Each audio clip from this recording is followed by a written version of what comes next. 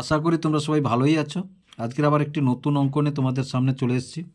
দেখো a by B সমান 5/4 হলে a square plus b square by a square minus b স্কোয়ারের মান কত হবে। তাহলে দেখো এখান থেকে তাহলে a square plus b square by a square minus b square সমান, আমরা লবকেও a square by B square plus b square by B square আর a square by B square minus b square by B square, লব ও হরকে B square দিয়ে ভাগ করে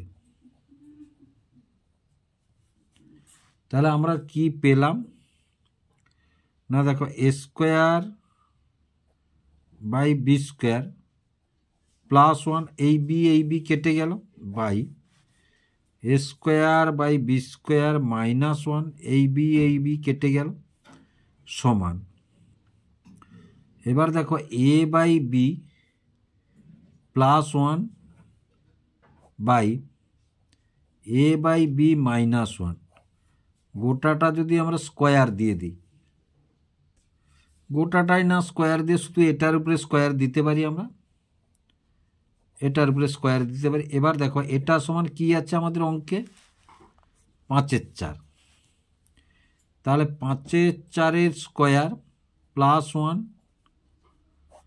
by 5/4 square minus 1, তাহলে সমান 5/4 মানে 25/16 প্লাস 1 বাই 25/16 মাইনাস 1 সমান, তাহলে উপরে দেখো লসাগু হবে 16 আর 25 আর 16 আর নিচে হবে লসাগু হবে 16, 25 মাইনাস 16, তাহলে দেখো 41, 25 16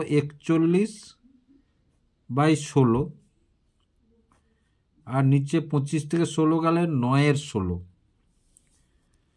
এবার দেখো তাহলে 9/16 হলো, তাহলে যদি এই 16, এবার দেখো এটাকে যদি আমরা এভাবে লিখি তাহলে 41/16 গুণ 16/9, এটা উল্টে যাবে, উপরে যখন যাবে উল্টে যাবে, তাহলে উল্টে যাওয়ার সঙ্গে সঙ্গে কী হবে না 16 কেটে গেল, তাহলে কত হলো 41/9।